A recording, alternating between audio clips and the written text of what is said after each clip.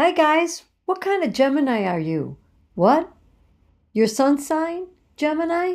Or where is Gemini in your chart? So if you're not a sun sign Gemini, you still have Gemini in your chart. Let me show you what kind of Gemini you are.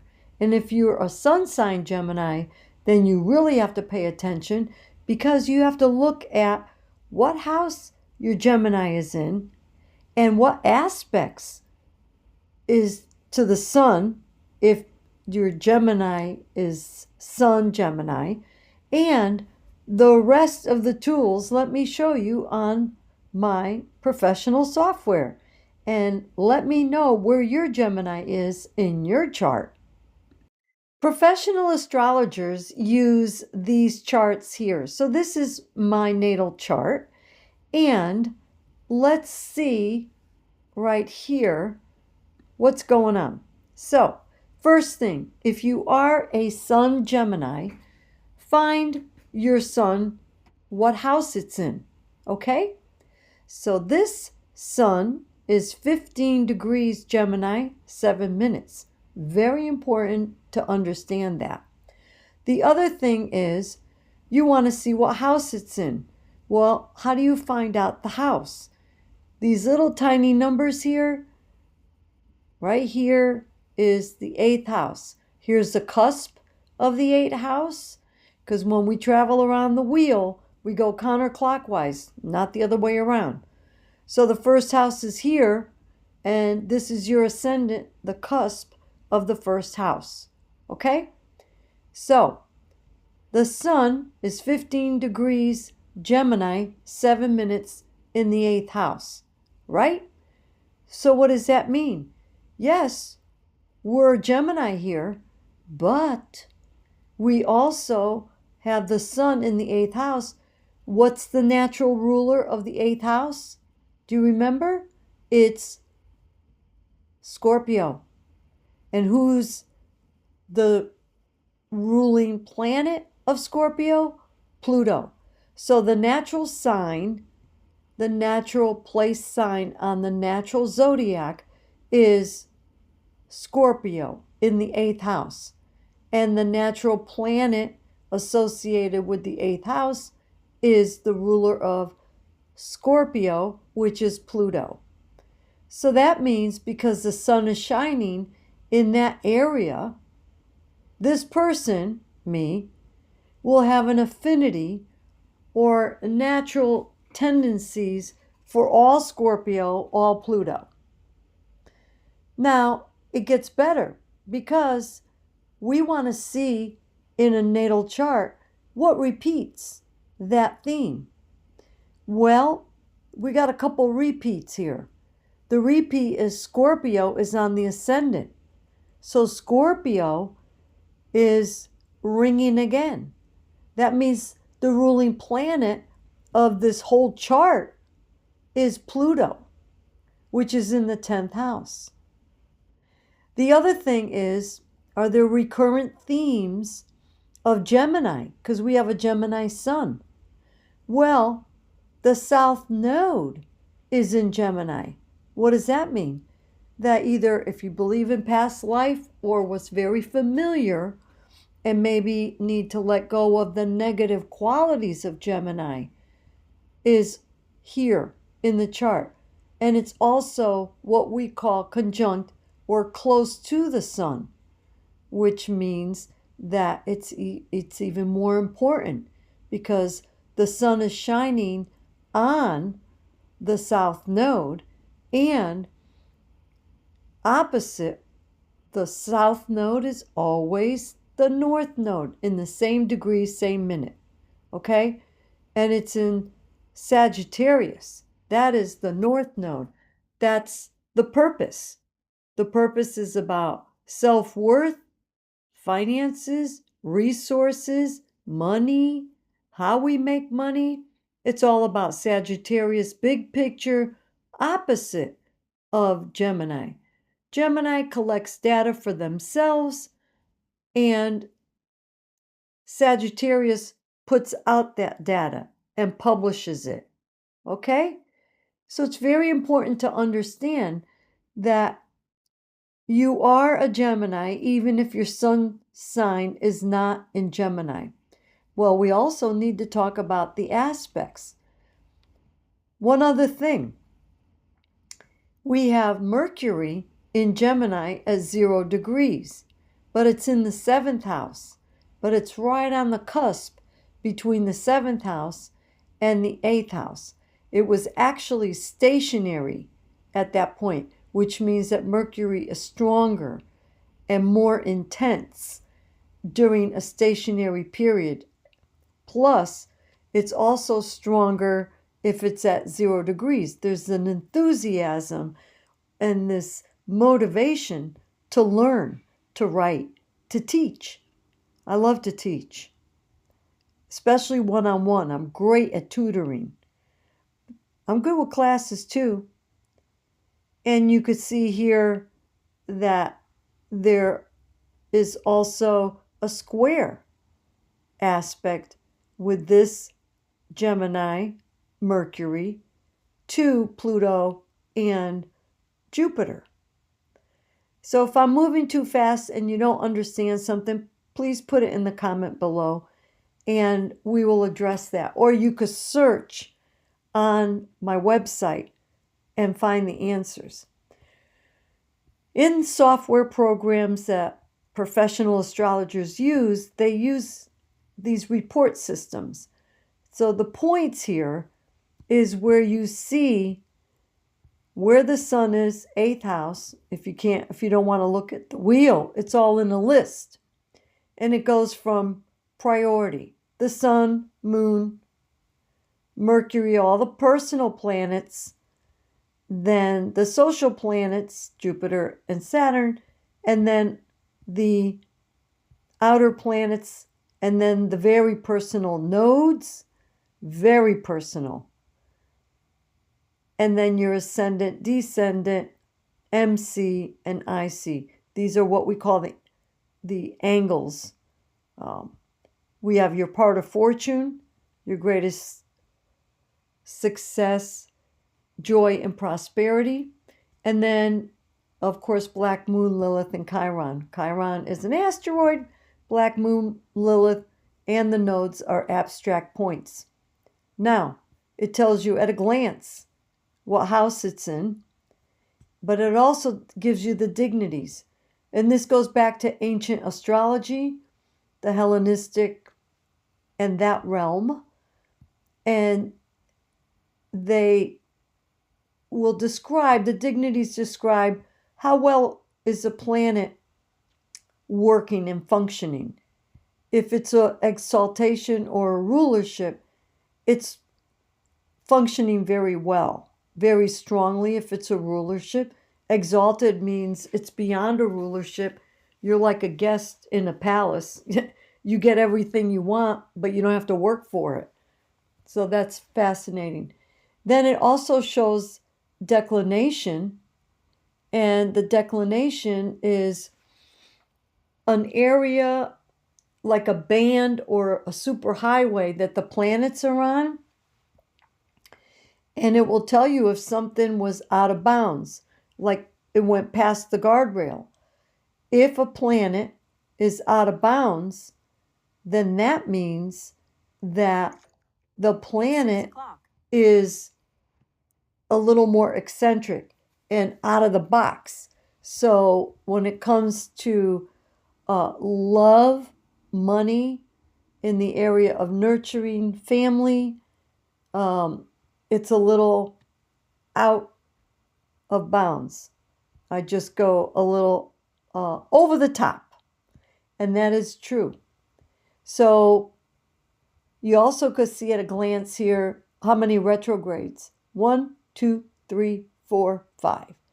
So no freaking out with the retrogrades, because guess what that means?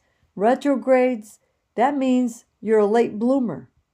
But you may have had difficulties in your early childhood with all these different energies that are retrograde. However, you will not only get past it, you master it. You will master it. Give me all the retrogrades you want, because look at So the Gemini, they say, is the jack of all trades and the master of none. Well, not in this case, because we have a master healer, master imagination, music, and artistry, master at responsibility and teaching and putting things in order, master at resources and money, and a master communicator.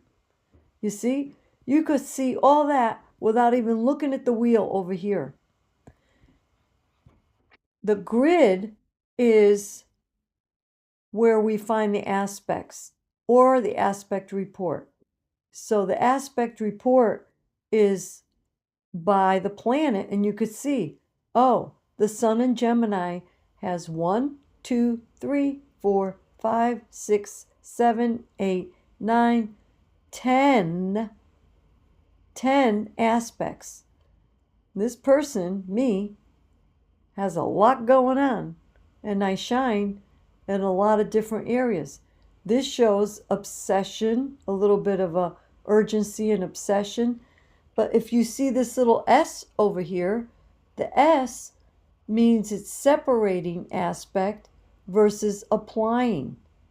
And which aspects are the stronger ones, where there's an unknown to it? You go into it with an unknown idea of what's going to happen because you're approaching the aspect.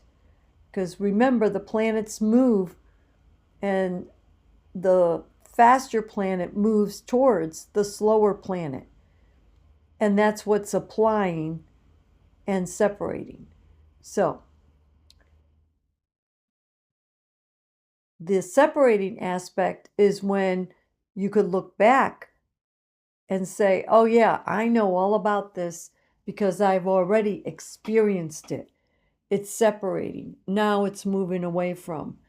And you could check out all the different types of aspects: quintile, quintile, semi-square, and so all these glyphs or symbols, you need to either have a cheat sheet or memorize it. If you're interested in the cheat sheet, just send me a little text or a message, email, and you could purchase one for real good price, okay? If you want all the cheat sheets in an ebook, then let me know. You could go right on the website, Holistic Healing Astrology, and purchase it right there and get it straight into your inbox. And it will have all the cheat sheets, okay? And I could show you an example. And this cheat sheet is what I created because I needed it for my readings. What's cool about it is it has the first sign, fire sign, it's red, and the glyph, the planet, the ruling planet, the glyph of the ruling planet, the cycle of Mars, which is 685 days it takes to go around the whole chart, which is the zodiac wheel. And then we have the we have the sign cycle, which is 6 to 7 weeks. And the aspect associated with Aries, of course, is a conjunction, because conjunctions have Aries type energy. All right. Now, if you want one of these, just let me know. I also have the critical degrees in here by cardinal, fixed, mutable, and all signs that are critical. It's the 0 and the 29. But it's very important to understand the symbolism and the cycles of these planets. And you notice that Pluto is 248 years, approximately 20 years in a sign, and Neptune is 164 years. So when these planets that are going on track bump into one another as far as like at the same point, that means that something is gonna probably happen. And it's good to know at a certain age. That's another topic. So let me know if you want one of these charts. I have many more up my sleeve, but this is for if you're going to do any readings, you want this as a desk reference, okay? So when you read an astrology chart, focus on what you want to find out from the chart. If you want to do a whole natal chart reading, you have to allow yourself at least an hour and a half. That's if you're experienced.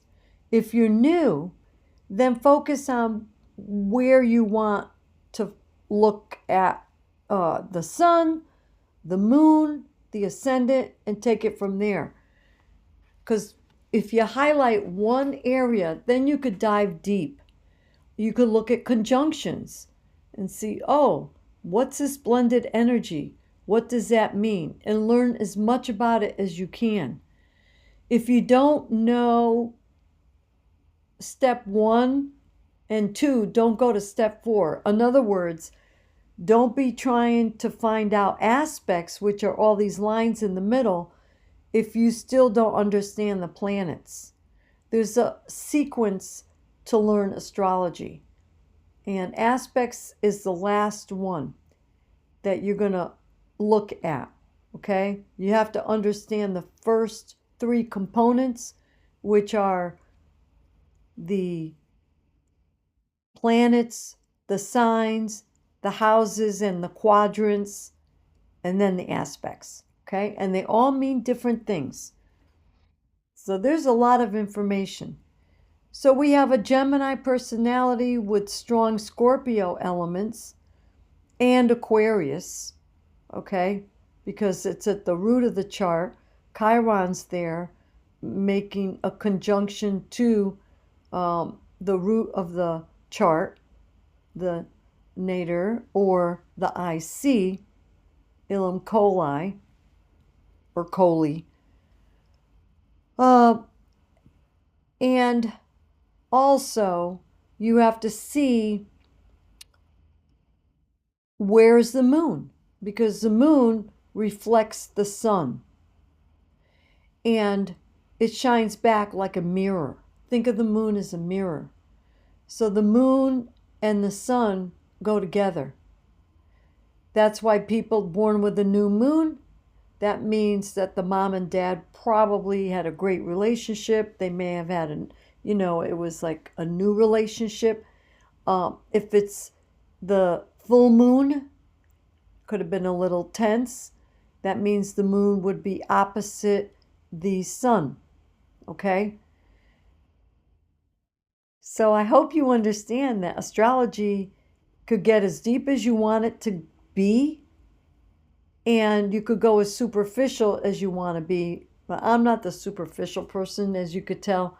You can't have a Scorpio ascendant with a Pluto in the 10th house next to Jupiter and take it lightly.